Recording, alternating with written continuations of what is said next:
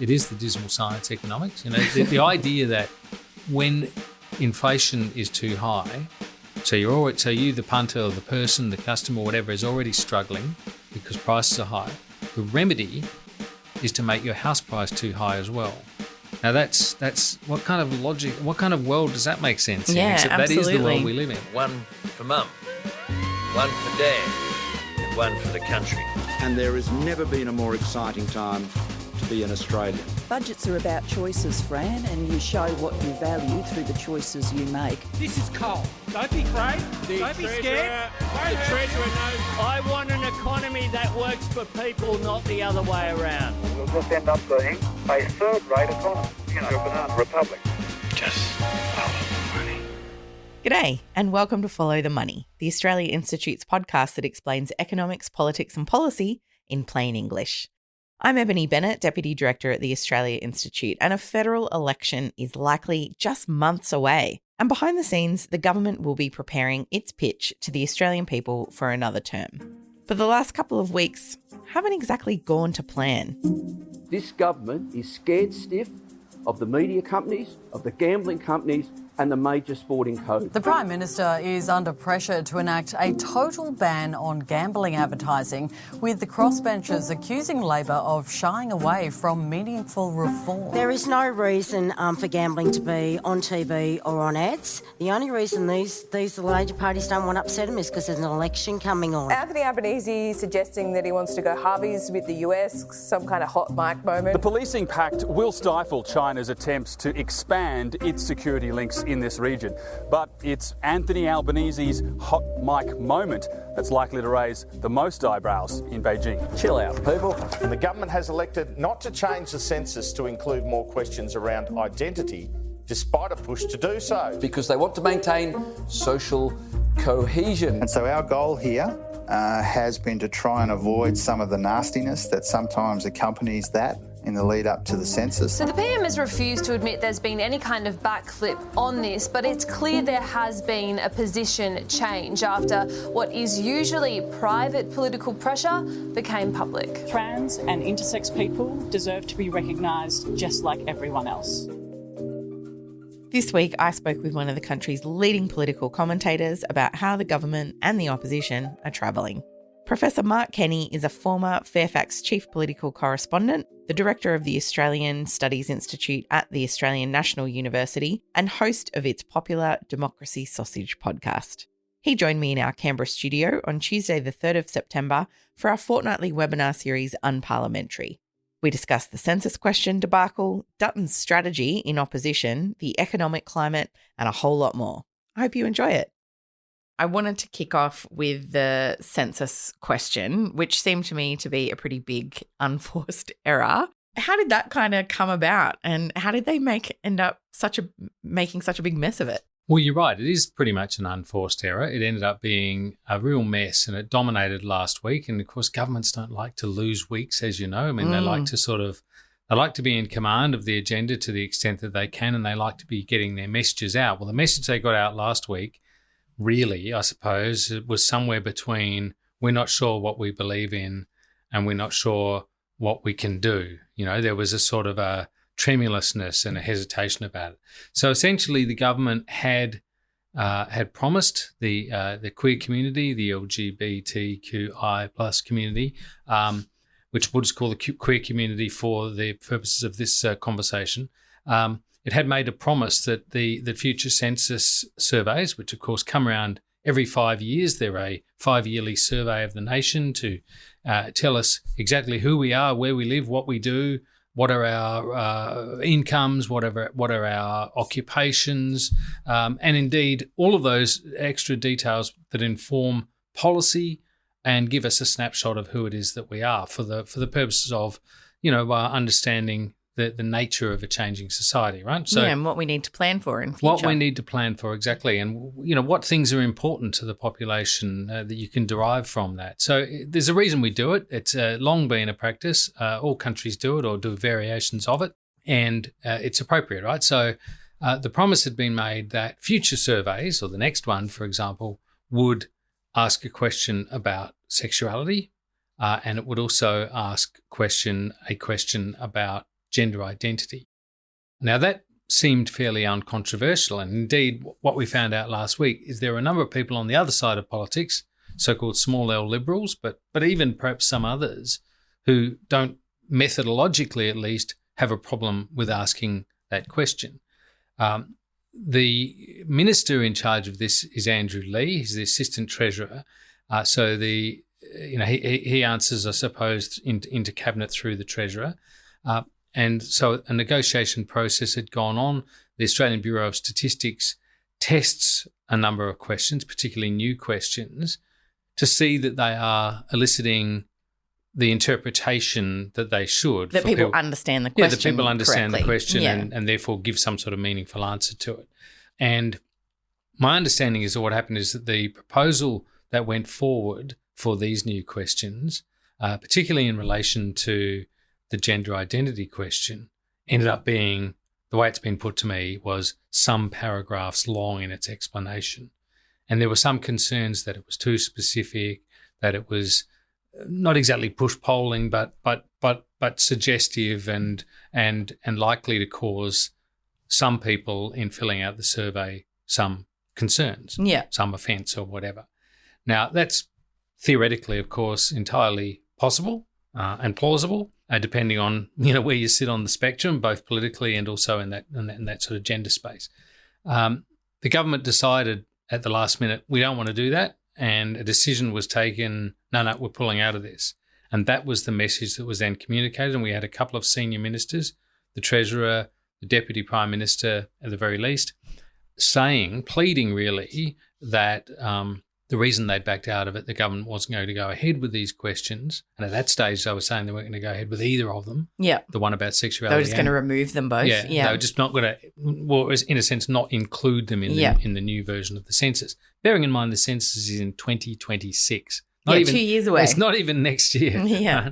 But they decided, no, we're going to not do this, too controversial. And they argued that the reason they wanted to do that, the reason they wanted to pull out, was that it was likely to excite an unpleasant debate. Yeah. That it was going to be an untidy, possibly hostile debate. Can't remember the adjective they used, but it was along the lines of it's going to be heated, controversial, and I suppose thinking back to The Voice and things like that it could be, very difficult. That was the sort of essentially argument they were trying to anticipated the problem and ended up creating a whole different problem for themselves. Yeah, or almost creating the problem for themselves, because the heat they've brought onto this whole issue was really as a result of them pulling out, rather than the inclusion of it, which had been made public. That is, the government's intention to include these in the census in the future had been made public. And if we think about things like gender fluidity, gender identity, changing gender,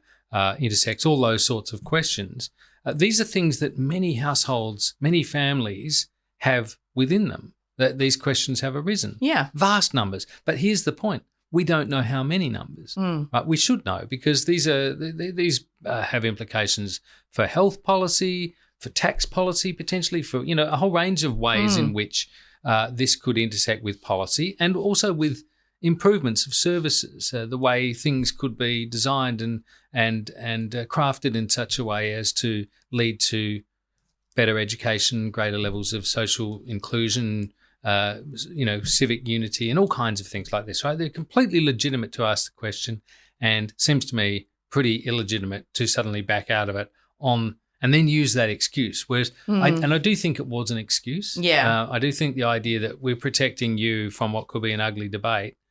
Well, the constituency here, the community that we're talking about that wanted this, wasn't asking to be protected from an ugly community debate. It was asking to be counted in the census. Yeah, and that's ultimately the message that the government has ended up sending is you don't count, which I think you kind of mentioned on Insiders. Like, that's ultimately where it's kind of landed. And as you said, they've got the pushback and unexpected agreement from people on the other side of politics, as you said, to kind of actually we'd be quite happy to have these questions, Yeah, well, it was, as I think I said there, we don't count you because you don't count. Yeah. I mean, that is the sort of conclusion that I think people could draw from it. Now, the government has done a sort of a partial reversal, sort of a backflip from a backflip, and the sexuality question will be included in some form. So that's still to be market tested, as it were. I think there's probably a possibility of progress in the other hemisphere of this as well, and that would be a good thing. But yeah, it was a pretty unedifying week. And I think what worried me about it as an analyst was what it sort of said more broadly about the political style of this government, which is that it is somewhat shell-shocked in the aftermath of the Voice referendum, which, you know, the Prime Minister was personally very invested in from election night 2022. Yeah. And since then we've seen, you know, obviously that was since the defeat, it was a big shock for the government, as indeed it was for First Australians and many people of goodwill around the country who were looking for that national unifying moment. Yeah. And there's a sort of a sense in which the government, let's say we're somewhere between 8-9 months from an election, probably less, the government not wanting to have a fight with sort of tabloid hacks and you know, shock jocks and people who appear after dark on Sky and, you know, editorial writers, basically old white guys mostly, you know, who are telling us how it should be. And I think that's, you know, that's a bit disappointing. Yeah, I think so too. And I really responded to your column on the weekend where you were kind of talking about curiosity kills the cat, but it's cowardice that often strangles governments. And as you said, I think kind of in trying to avoid kicking off those kind of fights that it doesn't want to have, they end up not really avoiding those fights at all, plus annoying a whole bunch of people that, you know, you would think would be a natural constituency for the Labor government in the process. And we've seen this with a couple of things really, because you know, I mentioned the Voice before. We've seen in the last month or so, you know, when the PM was at Garma and the focus on those issues around that the government is not sort of all in on the Uluru agenda as it had been. You know, the Uluru agenda in full was the pledge on election night, 2022. Now we've been rebuffed on the Voice, except in the ACT. I always add that in because we're sitting in the ACT and we were 60-40 for yes in the ACT. So that's important to note. But so the government got rebuffed on the constitutional recognition question, the creation of a Voice. There are other elements, of course, the Uluru agenda. And really what we've seen is the government step back from that as well. Then we've, in the interim between the one we've just been talking about and the Uluru agenda, there's the gambling ads thing, as you touched on before as well. Yeah, and that one, again, just like, I mean, it seemed like such a straightforward thing. You know, it's not like the gambling industry, it's rich and powerful, but it's not well liked in the public arena. Neither should it be. Exactly. And I would have thought that would have been very straightforward. But just explain for people who missed it, what was the nature of the government's response to that in terms of them backing down? Well, of course, we had the review by the late Peter Murphy, former Labor MP from Victoria, who sadly died not so long ago from cancer. And she had been a very strong advocate of reform in this space. She'd led a parliamentary inquiry into it. That committee had found in favour of a total ban on advertising of gambling companies on free-to-air television. It may have even gone further than that, but certainly is for our purposes in free-to-air television, right? So basically gambling ads that were aimed at people who don't gamble but who could become gamblers. And anyone who tells you that this is all harmless, the gambling industry doesn't spend $238 million or whatever it was each year on gambling advertising if it doesn't expand its market, if it doesn't bring it new customers. No, and like it is everywhere. Like I don't know how much people watch free-to-air anymore, but I certainly still do from time to time. And the number of times I heard about a bet on the quaddies or like it was, you could not escape it. It was absolutely everywhere. And it's gormless. It is the most gormless activity. And it, you know, there are a few things, perhaps vaping, that you can do that are more unstylish than sort of give over to these appalling companies. But nonetheless, so there they are. They're making a lot of money out of it. It's sort of exploded. And of course, you talk to kids these days about, you know, upcoming football matches or whatever, and they quote the odds to you because they are highly literate in this sort of stuff because they're being trained. And so these people, although they might be protected from becoming gamblers themselves until they reach, you know, the requisite age, by the time they do, they can't, they're itching to do it. And that's been the business model of these companies. So the plan to ban gambling advertising is a net social good. The other thing, and I think you were touching on this, which is the sort of thing that makes you kind of just incredulous, is most people want it. There's like 80% or something of people surveyed do not like these ads. They're sick of being bombarded with this crap, and they'd be very happy for it not to be there. So we know it's a socially corrosive activity. We know that gambling is basically a wealth redistribution mechanism from the poor to the rich. We know that they're trying to expand their future markets by indoctrinating kids and people who are in sort of delicate situation who may be tipped over into gambling addiction. We know that's the business model of the whole thing, and yet the government's position, which had, we thought was trending towards this idea of agreeing with the Murphy inquiry, instead has signalled that it's going to go for a partial ad ban.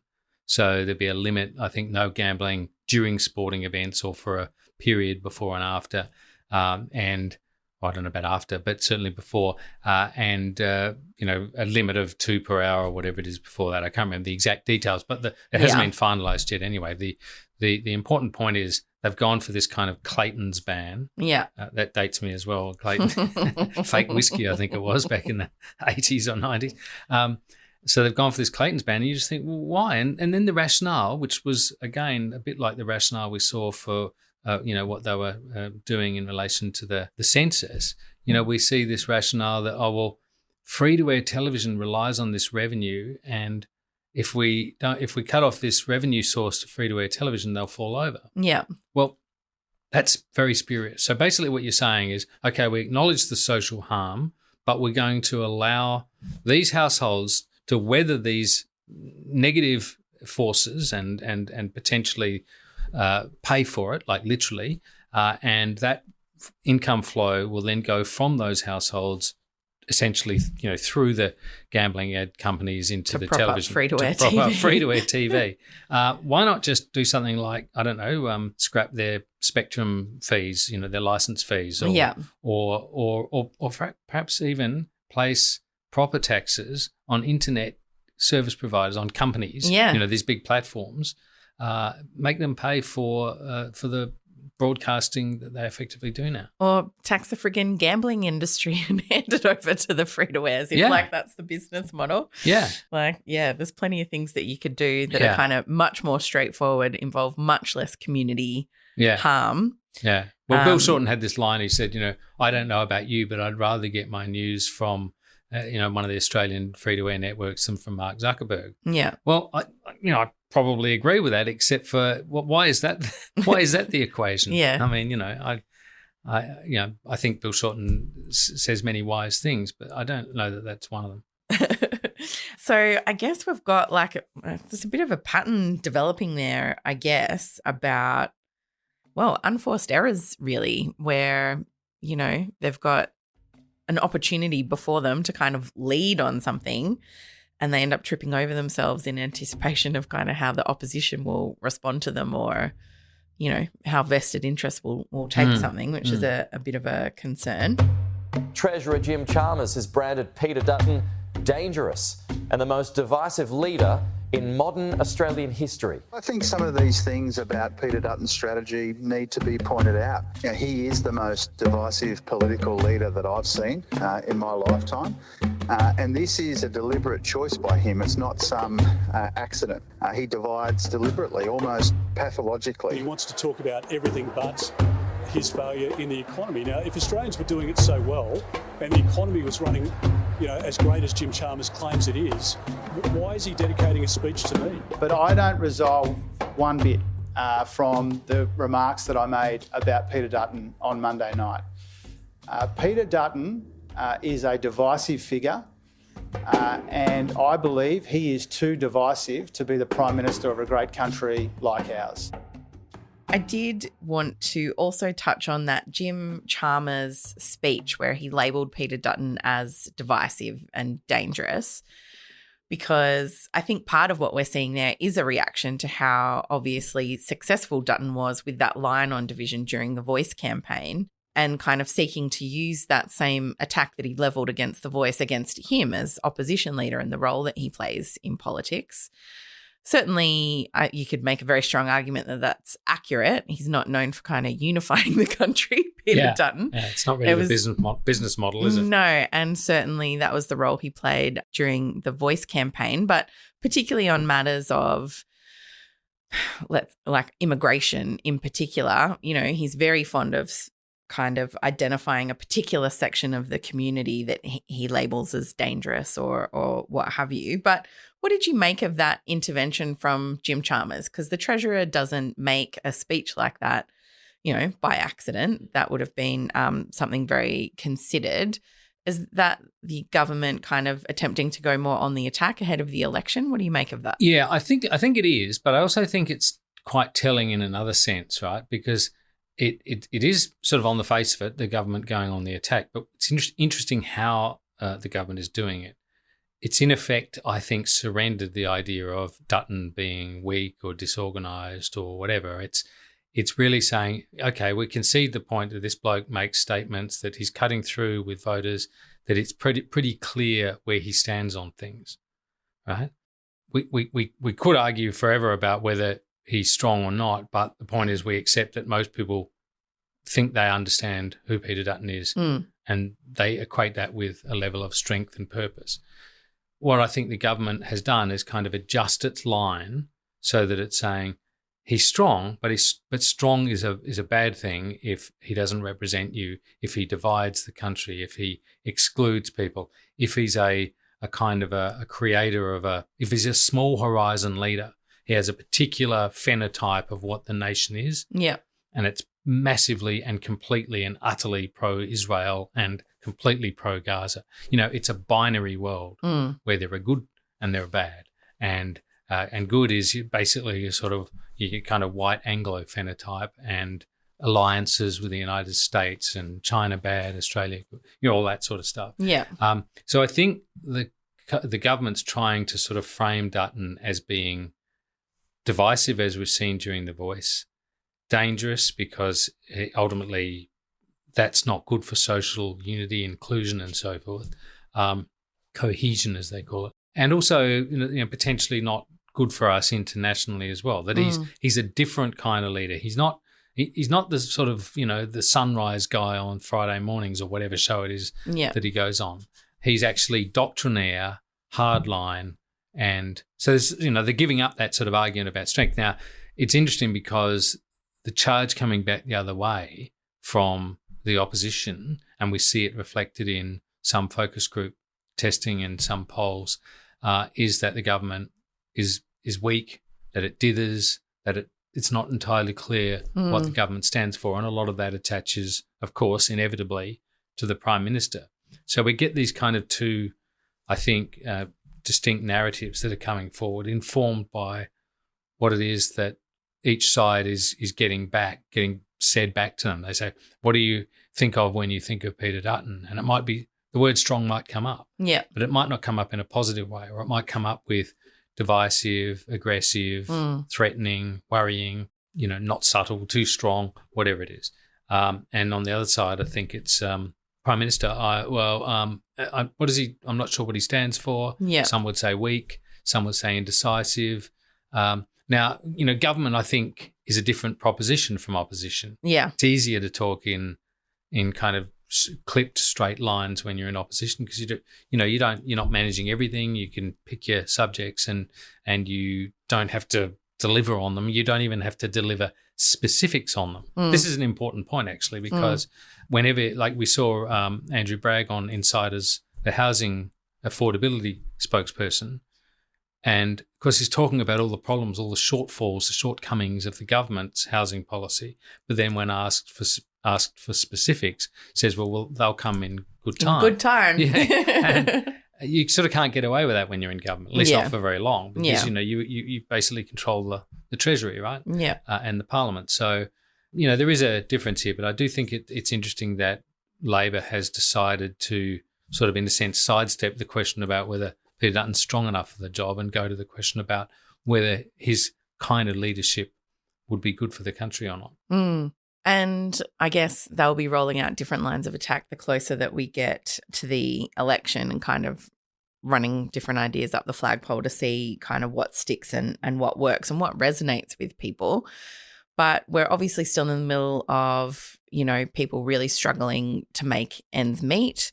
And I was really interested today in I think it was Redbridge polling that Cos Samaris and others had done on what people associate with the government. And as you said, there's not, well, from that polling at least, people really kind of can recall the stage 3 tax cuts and the energy rebate. But beyond that, they kind of struggle a bit with key cut through things. So they do have a bit of a job to do in articulating what its goals are, back to the public, because, they seem to be, there's not strong associations with much of the policy announcements that they've made so far. Yeah, it's a problem that governments, I think, generally have because, you have a lot of ministers and they're beavering away and they're doing things, and there have been lots of areas in which the government has made progress forward in aged care, in childcare, in minimum wages, a whole range of things that you can... They've done a lot of stuff, but just people either hear about it and then not again, so it doesn't kind of stick with them The idea of intervening in minimum wage cases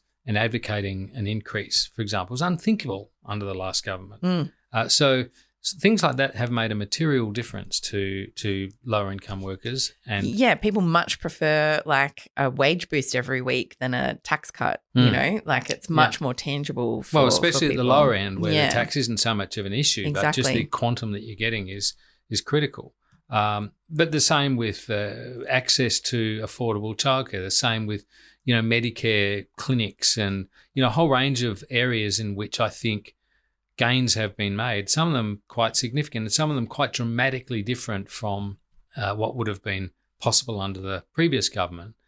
And the trouble is governments tend to be very conscious of that. They tend to have in their minds these great shopping lists of the things they've done and then are a bit sort of puzzled as to why the voters don't also carry around those lists in their mind, because voters are going on doing their lives. They're not professional politicians. They might be professional something else, or they might, whatever occupation or activities they do, responsibilities they have, they aren't the same ones as governments. And governments are different from ordinary people. And this is always the kind of, the kind of communication task that they have.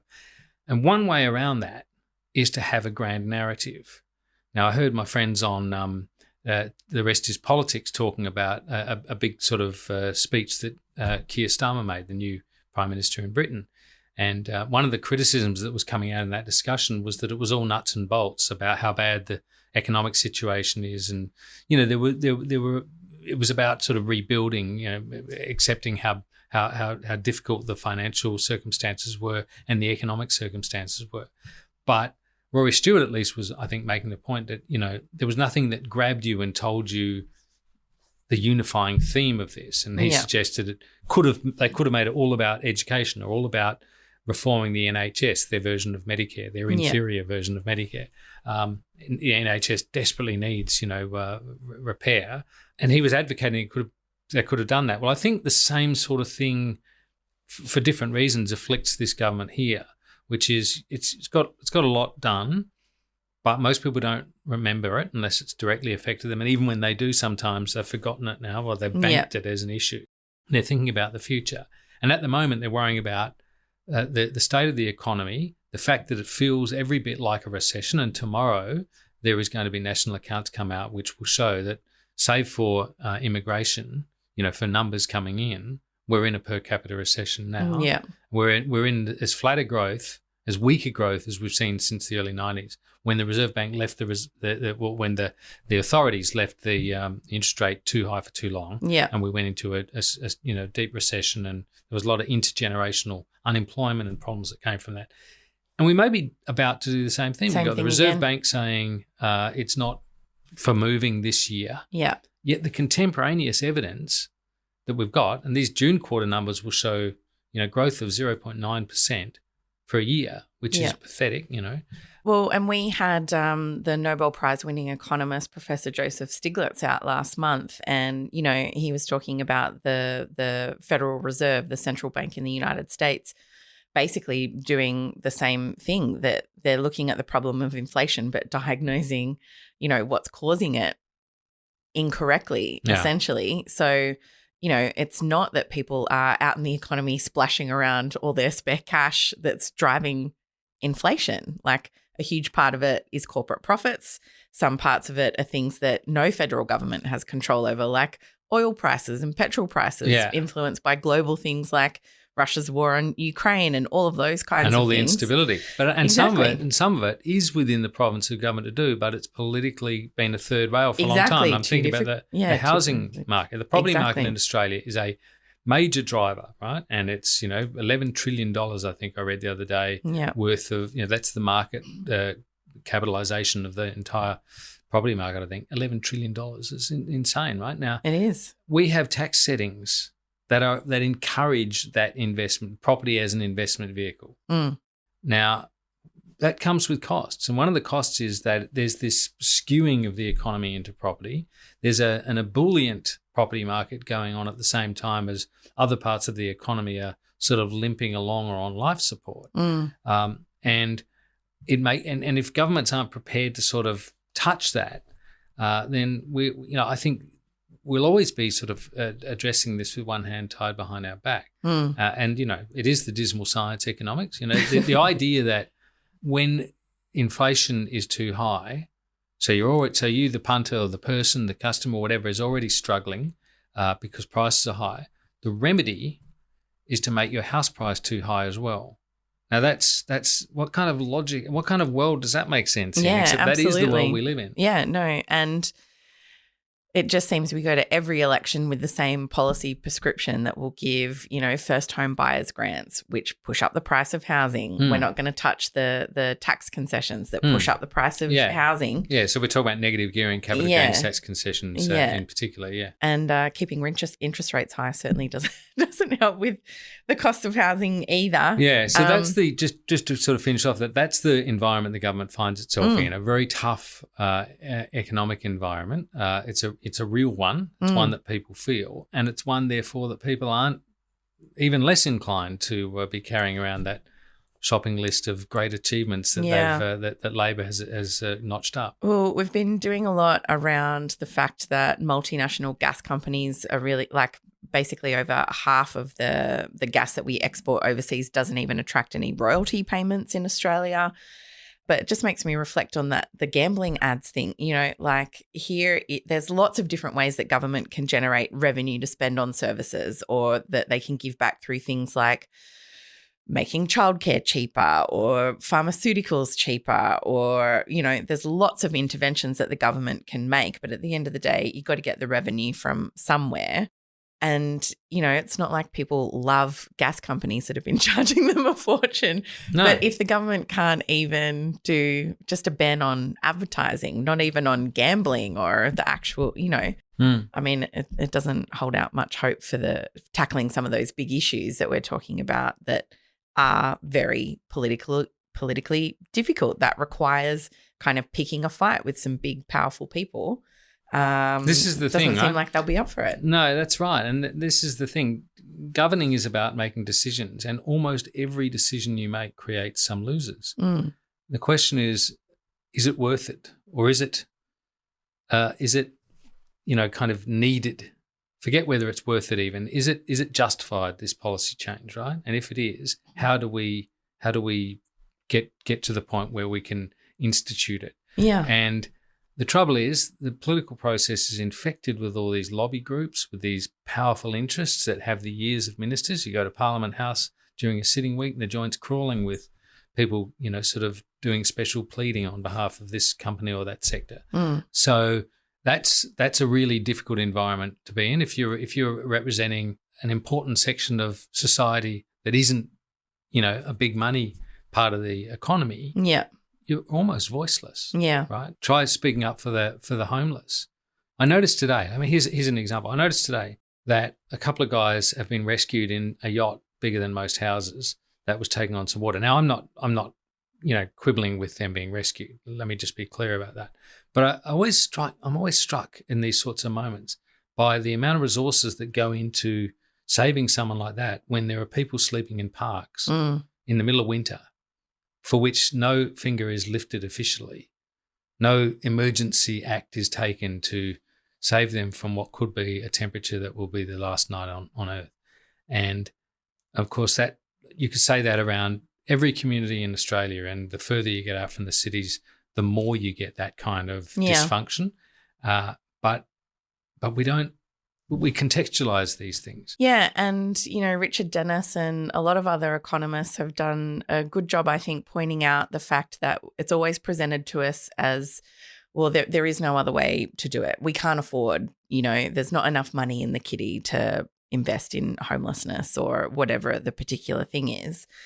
But, of course, it's absolutely just untrue. And we saw during the pandemic that a lot of these inequalities are absolutely choices that government makes over and over. Mm-hmm. They ended homelessness during the pandemic for a lot of people just by housing them in temporary accommodation. Yeah, and it wasn't to keep them alive. No. It was so that we didn't have people wandering around in the community potentially as vectors for the infection. Yeah, exactly. But it shows it can be done if the government decides to do it, essentially. Yeah.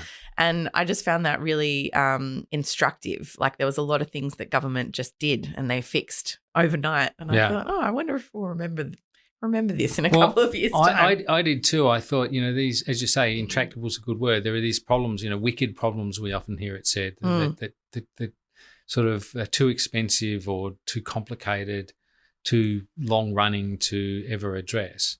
And they're kind of left there in that kind of, holding bay rather than ever really frontally taken on. Yeah. But then at that moment, when there was an existential danger for wealthier people, there was a solution. That, I'm not suggesting, and I think it's important that we concede that some of the solutions that are used in those moments, they're not necessarily solutions that would even work longer term. Yeah. Not in every case. Or that are perfect. Yeah. Yeah. Not in every case anyway. But there are pointers and there was resolve. And that resolve got to somewhere, and it got to somewhere pretty damn quickly. Well, and I also thought, I thought it was really interesting that polling today showed people really remember the stage 3 tax cuts. I mean, that was something that the government said it wasn't going to do all the way up until it announced the change. Yeah. Perversely, it was the fact that it did a backflip that it got so much attention, but it also delivered something good for 100% of taxpayers. Actually. Yeah, and I just thought, I thought that would show the government that you can change your mind, you can make a really big decision and be rewarded for it. And, months down the track, it is the thing that people remember that the government has done. So it's certainly had cut through. That's where we'll leave this episode of Follow the Money. And thanks to Professor Mark Kenny for joining us. The discussion was recorded on Tuesday, the 3rd of September, and some things may have changed since then. Before you go, we're always looking for ways to improve Follow the Money. So we would love to hear your thoughts on today's episode, where we explored Australian politics in a little more depth. Did you like it? Do you prefer it when we discuss one issue at a time, one specific public policy issue, or do you like hearing more about the election and politics? Are there ways that you think we could improve Follow the Money? We'd be really grateful if you let us know what you think and what your favourite topics are. You can send us your thoughts at podcasts@australiainstitute.org.au. Our theme music is by Jonathan McFeet from Pulse and Thrum, with additional music from Blue Dot Sessions. I'm Ebony Bennett. Thanks for listening.